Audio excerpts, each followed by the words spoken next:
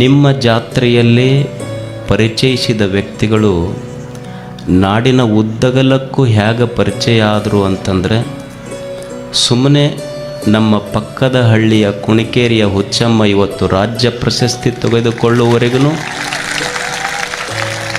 ಹಾಗೆ ಪರಿಚಯಿಸಿದ್ದು ಗವಿಸಿದ್ದಪ್ಪ ಜನ ಈ ಜಾತ್ರಾ ವೇದಿಕೆ. ಅಂಥ ಅನೇಕ ಸಾಧಕರನ್ನು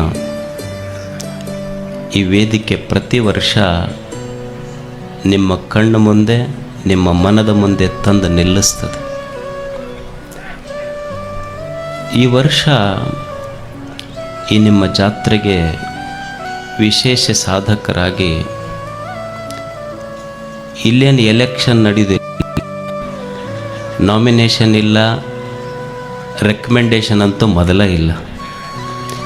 ಇಲ್ಲಿ ಎಲೆಕ್ಷನ್ ನಡೀಲಿ, ಏನಿದ್ರು ಗವಿಸಿದ್ದಪ್ಪದ್ದು ಸೆಲೆಕ್ಷನ್ ಮಾಡ್ತಾನೆ, ಅವ್ರಿಗೆ ಅಷ್ಟೇ ಇಲ್ಲ. ಯಾರಿಗಾತ ಸೆಲೆಕ್ಷನ್ ಮಾಡ್ತಾನ ಅವ್ರು ನಿಮ್ಮ ಎದುರಿಗೆ ಬಂದು ನಿಲ್ತಾರಷ್ಟೆ. ನಮಗೂ 100 ಪತ್ರ ಹಾಕಿ ಹೇಳಿರ್ತಾರೆ, ಆದರೂ ನಾವೇನು ಕೇಳೋ ಪೈಕಿ ಅಲ್ಲ ಅವರಿಗೆಲ್ಲ. ಇಲ್ಲಿ ನಿಮ್ಮ ಮುಂದೆ ಒಬ್ಬ ಅಮ್ಮ ಕುಂತಾಳು. ಆಕೆ ಹೆಸರು ಶಾರಮ್ಮ. ಬೆಳಗಾವಿ ಹತ್ತಿರ ಚಿಕ್ಕಲಗುಡ್ಡದವರು. ಜೀವನದ ಪ್ರಸಂಗಗಳು ಹೆಂಗೆ ಬರ್ತಾವಂದ್ರೆ, ಆಕೆ ಚಿಕ್ಕ ವಯಸ್ಸಿನಲ್ಲಿ ಮದುವೆ ಆಯಿತು.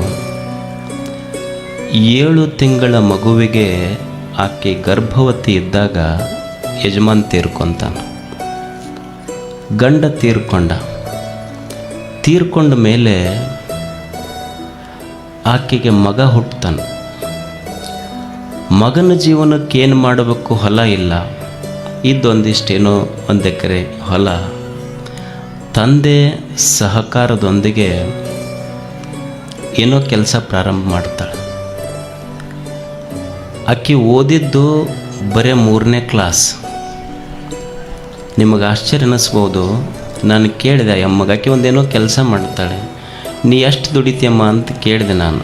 ಪ್ರತಿ ವರ್ಷ 50 ರಿಂದ 60 ಲಕ್ಷ ದುಡಿತೀನಿ ರೀ ಅಪ್ಪರ ಅಂತ ಹೇಳಿದೆ. ಈಗ ಬಿಡೋದೇ ಇಲ್ಲ, ಅವ್ರು ಕೆಳಗಿಡದ್ರಾಗ ನಮ್ಮ ಮಂದಿ ಫೋನ್ ನಂಬರ್ ತೊಗೊಂತಾರೆ. ಅವ್ರು ಏನಾರ ಮಾಡ್ತೀರಿ ಹೇಳ್ರಿ, ನಮಗೊಂದು ಸ್ವಲ್ಪ ವಿದ್ಯೆ ಕಲಿಸ್ಕೊಡ್ರಿ. ಏನು ದಾರ ಕಟ್ಕೊಂಡಿರಿ, ಏನು ಮಾಡಿರಿ ನೀವು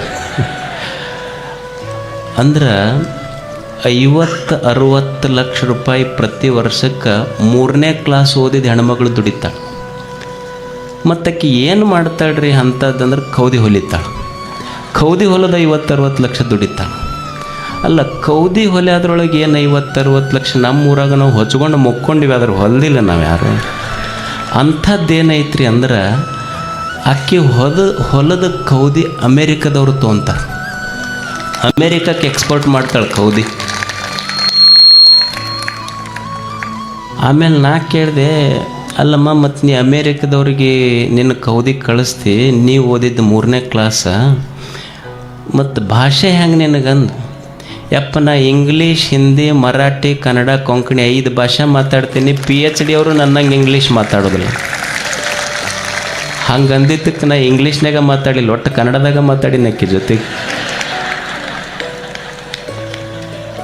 ಮತ್ತು ಅಷ್ಟೇ ಅಲ್ಲ, 50-60 ಮಂದಿಗೆ ಕೆಲಸ ಕೊಟ್ಟಾಳೆ ಹೆಣ್ಮಗಳಾಕಿ. 3ನೇ ಕ್ಲಾಸ್ ಓದಿದ ಹೆಣ್ಮಗಳು. 3ನೇ ಕ್ಲಾಸ್ ಓದಿದ ಹೆಣ್ಮಗಳು 5 ಭಾಷೆ ಮಾತಾಡಿ 50 ಮಂದಿಗೆ ಉದ್ಯೋಗ ಕೊಟ್ಟು 50-60 ಲಕ್ಷ ರೂಪಾಯಿ ವರ್ಷಕ್ಕೆ ದುಡಿತಾಳಂದ್ರೆ ನಾವೇನಂತೀವಿ ಅಂದರೆ, ನಮ್ಮ ಹಣೆ ಬರನ್ನ ಸರಿಗಿಲ್ರಿ ಅಂತ ನಾವು ಅಂತೀವಿ. ಆದ್ರೆ ಆಕಿ ನಮಗೇನು ಸ್ಫೂರ್ತಿ ಕೊಟ್ಟಾಳ ಅಂದ್ರೆ, ಹಣೆಯ ಬರಹವನ್ನು ಬೆವರ ಹನಿಯಿಂದ ಅಳುಕಿಸಲಿಕ್ಕೆ ಸಾಧ್ಯ ಇದೆ ಅನ್ನುವ ಸತ್ಯ ನಮಗೆ ತೋರಿಸ್ಕೊಟ್ಟಿದ್ದಾಳೆ. ಅದಕ್ಕೆ ಆ ತಾಯಿಗೆ ಬರೇ ಚಪ್ಪಾಳೆ ತಟ್ಟು ಹೋಗಬೇಡ್ರಿ ನೀವು, 1-2 ಸ್ಫೂರ್ತಿಯನ್ನು ನಮ್ಮ ಎದೆಯೊಳಗೆ ಒಡಿಸ್ಕೊಂಡು ಹೋಗ್ಬೇಕು ನಾವು. ಮತ್ತು ದುಡಿಯೋದನ್ನು ಕಲಿಬೇಕು ನಾವೆಲ್ಲ. ದೇವ್ರು ಎಷ್ಟು ದೊಡ್ಡವಂದ್ರೆ, ಕಾಲಿಲ್ದವ್ರು ಭಾಳ ಮಂದಿ ಹುಟ್ಟಿಸ್ಯಾನ, ಕೈ ಇಲ್ದವ್ರು ಅದಾರ, ಕಣ್ಣಿಲ್ದವ್ರು ಅದಾರ, ಕಾಲಿಲ್ಲದ ಕುಂಟ್ರದಾರ, ಕೈ ಇಲ್ದವ್ರು ಅದಾರ, ಕಣ್ಣಿಲ್ದವ್ರು ಅದಾರ, ಮಾತು ಬರಲಾರ್ದ ಮೂಕ್ರದಾರ, ತಲೆ ಇಲ್ದವ್ರಂತೂ ಭಾಳ ಮಂದಿ ಅದೀವಿ, ಪ್ರಶ್ನೆನೇ ಇಲ್ಲ. ಅದರ ಆಶ್ಚರ್ಯ ದೇವನ ಸೃಷ್ಟಿ ಎಷ್ಟು ವೈಚಿತ್ರ್ಯ ಅಂದ್ರೆ, ಕಾಲಿಲ್ದವ್ರನ್ನ ಹುಟ್ಸ್ಯಾನ, ಕೈ ಇಲ್ದವ್ರನ್ನ ಹುಟ್ಸ್ಯಾನ, ಕಣ್ಣಿಲ್ಲವ್ರದವ್ರನ್ನ ಹುಟ್ಸ್ಯಾನ, ಬಾಯಿ ಇಲ್ದವ್ರನ್ನ ಹುಟ್ಸ್ಯಾನ, ಆದ್ರೆ ಹೊಟ್ಟಿಲ್ದವ್ರನ್ನೊಬ್ಬರನ್ನು ಹುಟ್ಟಿಸಿಲ್ಲ ಆತ ದೇವರು. ಯಾಕಂದ್ರೆ ಅವನು ಕಾಲಿರಲಿ ಬಿಡಲಿ, ಕಣ್ಣಿರಲಿ ಬಿಡಲಿ ಪ್ರಶ್ನೆ ಇಲ್ಲ, ಬಾಯಿ ಇರಲಿ ಬಿಡಲಿ ಪ್ರಶ್ನೆ ಇಲ್ಲ. ಹೊಟ್ಟೆ ಯಾಕಿಟ್ಟಾನ ಅಂದ್ರೆ ಎಲ್ಲರೂ ದುಡ್ದೇ ಉಣ್ಬೇಕು ಅನ್ನೋದು ದೇವನ ಸೃಷ್ಟಿಯ ಸತ್ಯ.